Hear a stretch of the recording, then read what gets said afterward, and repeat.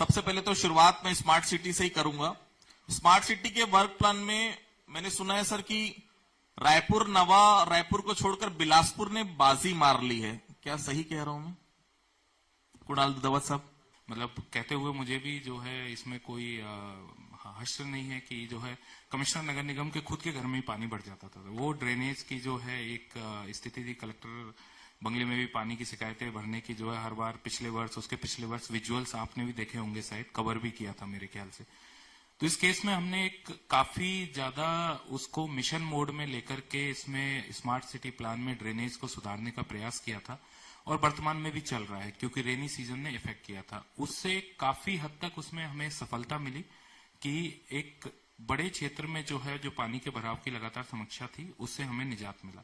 अभी भी हमारा काम चल रहा है, कश्यप कॉलोनी का जो नाला है वो निर्माणाधीन है और उसके तहत जो है हमारा जो जब ये निर्माण कंप्लीट होगा तो जो फ्लडिंग की प्रॉब्लम है उसको हम कंप्लीटली जो है दूर करने में सफल रहेंगे। इसके अतिरिक्त शहर में स्पोर्ट्स इंफ्रास्ट्रक्चर को बढ़ाने के लिए जो है 3 नवीन स्टेडियम्स जो है वो खड़े किए जा रहे हैं और जो एग्जिस्टिंग स्टेडियम थे जिसमें दिन में मैचेज होते हैं रघुराज सिंह स्टेडियम में, उसमें शहर के जो लोग हैं जो दिन में जो है अन्य ट्रेड्स में ऑक्यूपाइड रहते हैं, जो प्रोफेशनल प्लेयर्स नहीं है, उनको सुविधाएं उपलब्ध कराने के लिए फ्लड लाइट्स का काम भी वर्तमान में तीव्र गति से चल रहा है। और फर्स्ट पिंक स्टेडियम महिलाओं के लिए खास करके, लड़कियों के लिए खास करके पहला पिंक स्टेडियम जिसमें कि badminton, volleyball court, tennis court, ये सभी सुविधाएं उपलब्ध होंगी, जीडीसी कॉलेज में तैयार हो रहा है। तो इस प्रकार से जो शहर की ओवरऑल इंफ्रास्ट्रक्चर है उसको न सिर्फ तैयार किया जाए बल्कि स्मार्ट सिटी की जो टाइमलाइंस हैं मई 2024 तक सभी प्रोजेक्ट्स को पूर्ण किया जाए, उसके लिए हम लगातार प्रयास कर रहे हैं और उसमें जो है मुझे उम्मीद है कि हम इसको करने में सफल रहेंगे। मैंने सवाल भी मेरा वही था सर, जून 2024 तक डेडलाइन तय की गई है स्मार्ट सिटी प्रोजेक्ट के लिए। उम्मीद करें कि 2024 तक बिलासपुर की जनता को और बहुत कुछ नया देखने को मिलेगा, या जो काम चल रहे हैं वो एटलीस्ट कंप्लीट हो पाएंगे। बिल्कुल, इसमें हमने जो है टाइमलाइन चरणबद्ध तरीके से बनाई है। अक्टूबर के महीने में मुझे उम्मीद है कि हम 4 नए प्रोजेक्ट्स को डिलीवर करेंगे।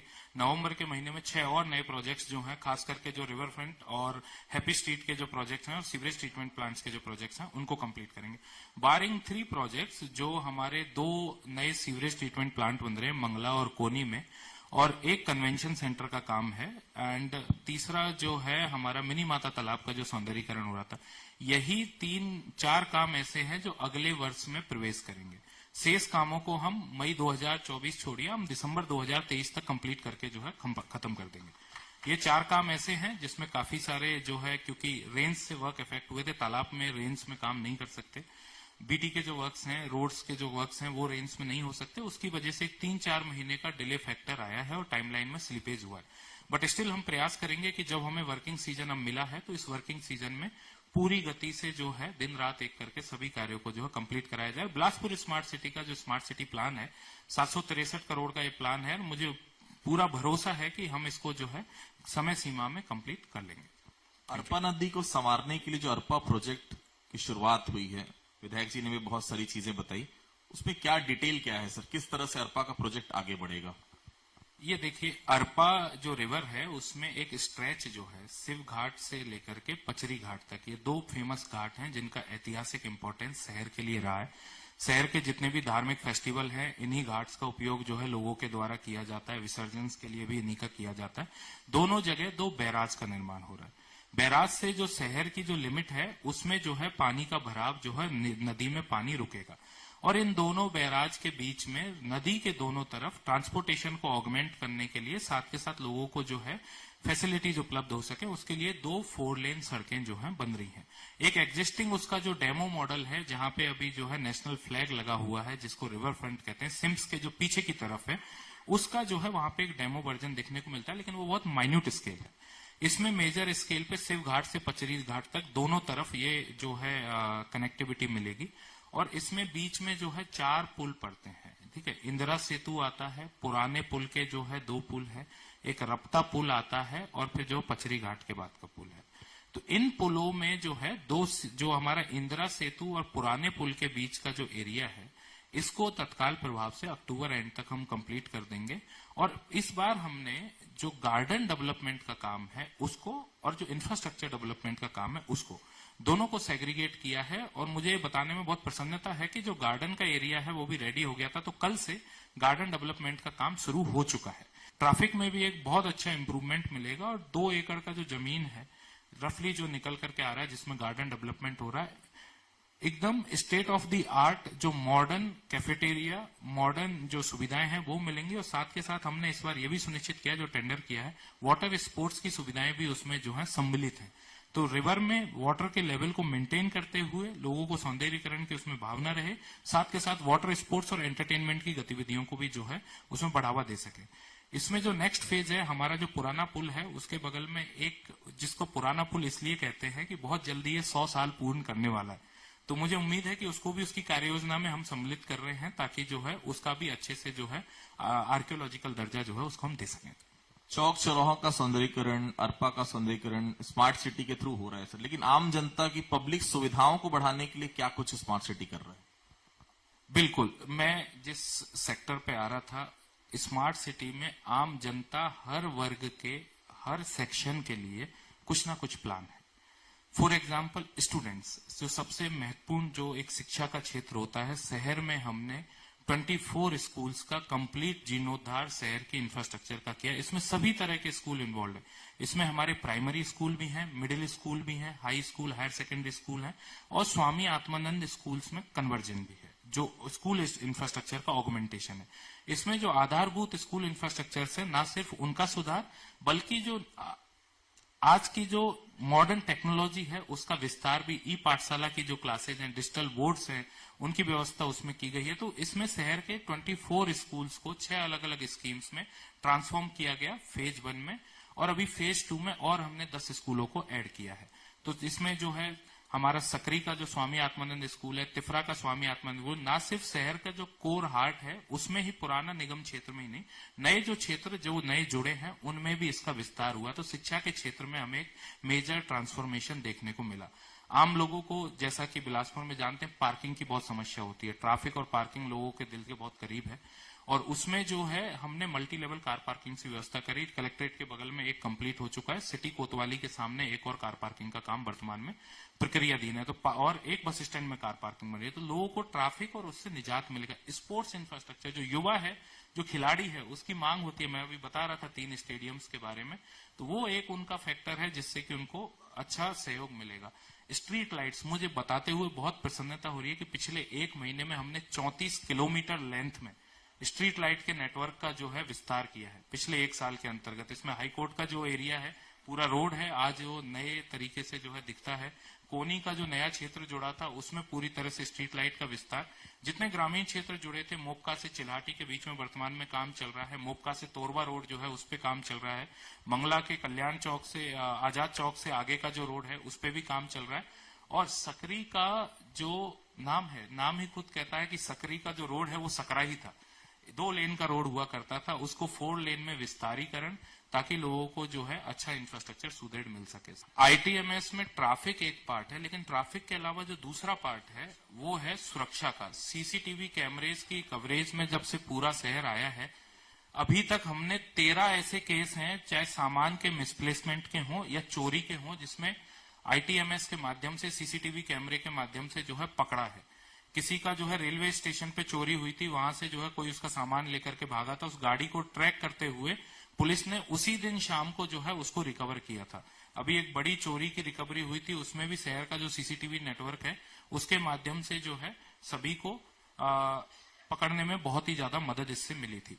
अब हम इसमें इसको एक लेवल ऑगमेंटेशन में, जो ऑटोमेटिक चालान का जो पार्ट है, जिसमें रॉन्ग लेन डिटेक्शन है, लोग जो ट्रैफिक सिग्नल्स को वायलेट करते हैं उसको लेकर के जो है हम उसमें कार्रवाई प्रारंभ करेंगे।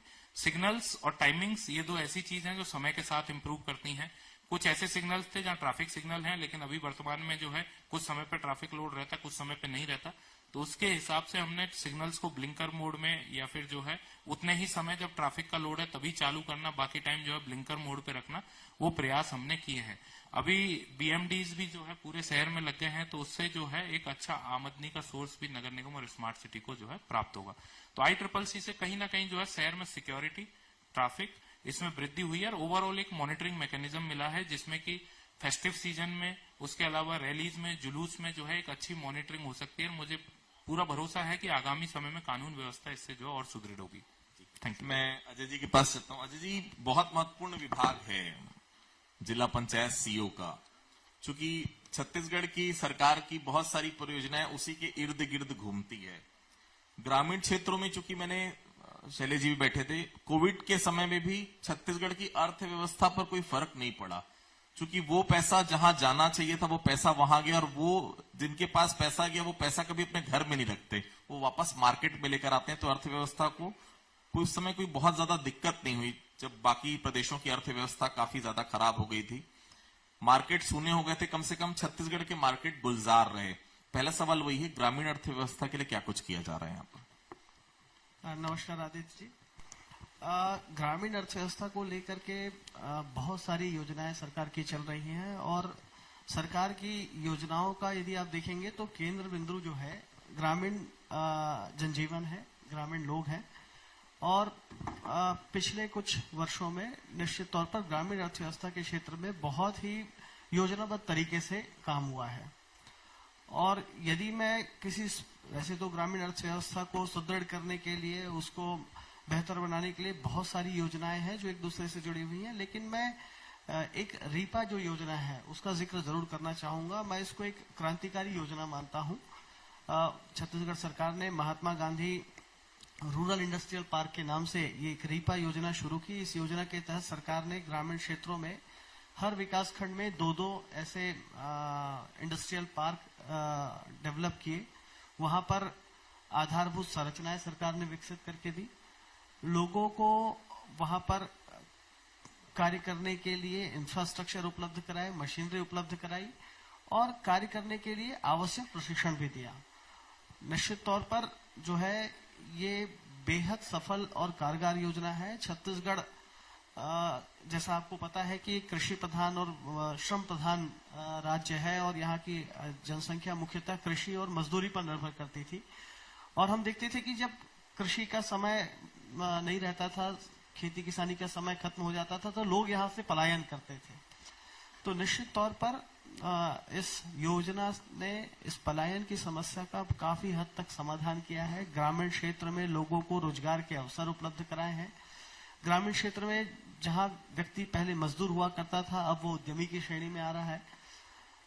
नवाचार ग्रामीण क्षेत्रों में आपने को देखने को मिल रहा है। ग्रामीण क्षेत्र के जो युवा हैं नए नए तरह के जो है काम कर रहे हैं। बिलासपुर जिले की मैं बात करूं तो हमारे यहाँ भी चारों विकास खंड में जो है 8 जो रीपा पार्क बने हुए हैं, और 60 से अधिक गतिविधियां और व्यवसायिक और उद्यमिक गतिविधियां यहाँ पर चल रही हैं, जिसमें 1000 से ज्यादा लोग यहाँ पर जुड़े हुए हैं। इसमें व्यक्तिगत गतिविधियां भी हैं, सामूहिक गतिविधियां भी हैं। प्रमुख रूप से मैं आपको बताना चाहूंगा कि पोहा उत्पादन की इकाई यहाँ पर बहुत अच्छे ढंग से चल रही है। गोबर पेंट की इकाई, आप उस इकाई को यदि देखेंगे तो आप आश्चर्य करेंगे कि कितने प्रोफेशनल ढंग से गांव के लोग, गांव की महिलाएं, गांव के युवा काम कर रहे हैं, कि किसी प्राइवेट हम इंडस्ट्री में आ गए हैं, प्राइवेट किसी फैक्ट्री का ये काम हो रहा है। इस तरीके से बहुत सिस्टमेटिक वो काम कर रहे हैं और प्रोडक्शन हो रहा है, और उनके उस उत्पादन की क्वालिटी इतनी अच्छी है, गुणवत्ता इतनी अच्छी है कि उसका रुझान और मार्केट भी मिल रहा है। हमारे यहाँ का जो रीपा का गोबर पेंट है, आपको बताते हुए मुझे खुशी हो रही है कि ये ऑनलाइन प्लेटफॉर्म पर उपलब्ध है। अमेजन में, फ्लिपकार्ट पे ये प्रोडक्ट हमारा उपलब्ध है। प्राइवेट हार्डवेयर शॉप्स में जहां एशियन पेंट्स और नेरोलक के पेंट्स उपलब्ध होते हैं, वहां पर ये गोबर पेंट बिक रहा है। उसी तरीके से हमारे जिले के रीपा में जो पशु आहार की जो इकाई है वो बहुत बेहतर ढंग से काम कर रही है। फैब्रिकेशन के जो काम है वो बेहतर ढंग से हो रहे हैं। तो निश्चित तौर पर जो रीपा है ये बहुत ही कहना चाहिए एक सफल योजना है, और ग्रामीण क्षेत्र में रोजगार उपलब्ध कराने में, ग्रामीण क्षेत्र के आय के अवसर को बढ़ाने में, ग्रामीण क्षेत्र के लोगों में उद्यमिता का विकास करने में ये योजना सफल है। एक गरीब आदमी के लिए 2 चीज बहुत महत्वपूर्ण होती है। एक तो उसे 2 वक्त की रोटी मिले और उसके सिर पर छत आ जाए। प्रधानमंत्री आवास योजना की बात हमने सुनी थी, लेकिन उसके बाद भी ऐसे कई हितग्राही थे जिनको आवास नहीं मिला। उसके लिए मुख्यमंत्री जी ने ग्रामीण आवास न्याय योजना की शुरुआत की। निश्चित तौर पर एक मील का पत्थर है योजना। उन लोगों को लगभग 48,000 के आसपास में, जितनी मुझे जानकारी है, शुरुआत की गई है, और ये वो लोग हैं जिनका नाम उस लिस्ट में नहीं था, शायद सरकार ने, यहाँ की सरकार ने उनका सर्वे करवाया। ये योजना के बारे में थोड़ा सा बताएंगे सर, किस तरह से योजना आगे बढ़ेगी? देखिए, पहले 2011 में एक सर्वे हुआ था और उस सर्वे में जो जनगणना हुई थी, उस जनगणना के आधार पर एक सर्वे सूची बनी थी और उसमें ये चिन्हांकित किया गया था कि ऐसे कौन कौन से लोग हैं जो आवासहीन हैं या कच्चे कमरे वाले आवास में रहते हैं, और उनको फिर जो है आवास की पात्रता थी, और जैसे जैसे लक्ष्य आते थे उनको उनकी सूची के हिसाब से धीरे धीरे आवास स्वीकृत होते आ रहे थे। चूंकि ये जनगणना 2011 में हुई थी, ये सूची काफी पुरानी है, समय के साथ बहुत और जरूरतमंद परिवार आए जिनके पास आवास नहीं थे, छत नहीं थी, कच्चे कमरों में वो रहते थे, उनको आवास की आवश्यकता थी। तो राज्य सरकार ने उनकी इस समस्या को समझा और आवास की उनकी आवश्यकता को देखते हुए, जो उनकी मूलभूत आवश्यकता है उसको देखते हुए बहुत ही संवेदनशील निर्णय सरकार ने लिया, और इसके लिए उन्होंने ऐसे परिवार जो छूट गए थे उसके लिए एक सामाजिक आर्थिक सर्वेक्षण उन्होंने कराया, और उस सर्वेक्षण के आधार पर जो लोग निकल कर आए कि जिनके पास आवास नहीं है, जिनके पास कच्चे कमरे हैं, ऐसे लोगों को चिन्हांकित करके राज्य सरकार ने अपने स्तर पर एक ग्रामीण आवास न्याय योजना की शुरुआत की। मुझे बताते हुए प्रसन्नता हो रही है कि इस योजना की शुरुआत हमारे जिले से हुई है, राज्य की जो स्कीम है, और जैसा आप कह रहे थे कि लगभग प्रथम चरण में 49,000 लोग कुछ हितग्राही पूरे राज्य में है, अपने जिले के लगभग 5,464 हितग्राही हैं। इन हितग्राहियों को भी जो है राज्य सरकार उनके आवास निर्माण के लिए 1,20,000 रुपए की राशि उपलब्ध करा रही है। इस राशि का जो है वहन 100% राज्य सरकार स्वयं कर रही है। ये राज्य सरकार के बजट की योजना है, और अभी तक हम जिले में लगभग 4,000 आवास स्वीकृत कर चुके हैं। लगातार हम उनके चिन्हांकन करके उनको स्वीकृति देते जा रहे हैं, और उनको आवास के जो उनके कार्य हैं वो प्रारंभ हो चुके हैं। शैलेश जी, जब गोधन न्याय योजना शुरू हुई थी तो आपको याद होगा ये कहा जाता था कि ये चारा घोटाले से बड़ा घोटाला सामने आएगा। आज गोधन न्याय योजना के चलते ग्रामीण अर्थव्यवस्था में आमूलचूल परिवर्तन दिख रहा है। कोई मंगलसूत्र खरीद रहा है, तो कोई हवाई यात्रा कर रहा है, कोई अपने लिए गाड़ी खरीद रहा है। कितना फर्क हुआ सर गोधन न्याय योजना के आने से ग्रामीण अर्थव्यवस्था में? निश्चित तौर पर गोधन न्याय योजना भी अपने तरह की देश में बेहद अनूठी योजना है, और अब तो एक नजीर बन गई है ये योजना। और शुरू में हमने जब ये योजना शुरुआत की तो धीरे धीरे जो उसके अनुभव आते गए और उसके आधार पर इस योजना में जो सुधार होता गया, निश्चित तौर पर ये योजना काफी प्रभावकारी योजना है। ग्रामीण क्षेत्रों में लोगों को अब गोबर और गौमूत्र से भी आय हो रही है, जिसकी कल्पना हम में से शायद किसी ने नहीं की थी। इसके अलावा इस योजना में जिस तरीके से गोठानों की परिकल्पना की गई है, गोठान में आजीविका की परिकल्पना की गई है, तो इससे जो हमारे गौवंश है, जो हमारे पशु हैं, उनका संरक्षण, उनका संवर्धन तो हो ही रहा है, लोगों को आजीविका के अवसर भी मिल रहे हैं। इन गोठानों में बहुत सी रोजगार मूलक गतिविधियां भी संचालित हो रही हैं। तो निश्चित तौर पर ये बेहद ही कहना चाहिए अच्छी योजना है। हमारे जिले में भी लगभग 330 कुछ गोठान हैं जो बेहद सुचारू रूप से संचालित हैं। इन गोठानों में पशुओं को डे केयर के रूप में हम रखते हैं, उनको चारे पानी की व्यवस्था है, उनके उपचार की व्यवस्था है, और अभी हाल ही में सरकार ने एक मोबाइल यूनिट भी शुरू की है जहां पशुओं का उपचार भी उसमें के तहत किया जाता है। तो निश्चित तौर पर जो है हमारी ये गोधन न्याय योजना है बहुत बेहतर तरीके से संचालित हो। महिलाओं की सशक्तिकरण के लिए भी कुछ काम किया जा रहा है जिला पंचायत के द्वारा? महिलाओं का सशक्तिकरण जो राष्ट्रीय आजीविका मिशन है उसके तहत लगातार हो रहा है, और रीपा के तहत भी महिलाओं को हम जोड़ रहे हैं।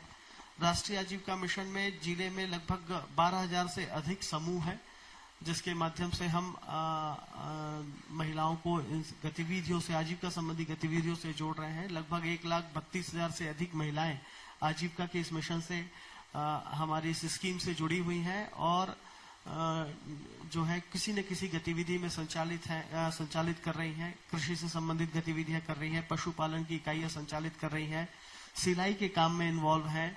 आपको बताते हुए प्रसन्नता हो रही है कि हमारे पास गनियारी और नगोई में हमने एक गारमेंट फैक्ट्री स्थापित की है, जिसमें लगभग 600 से अधिक जो दीदियां हैं वो एक प्रोफेशनल तरीके से कपड़ों की सिलाई का काम कर रही हैं।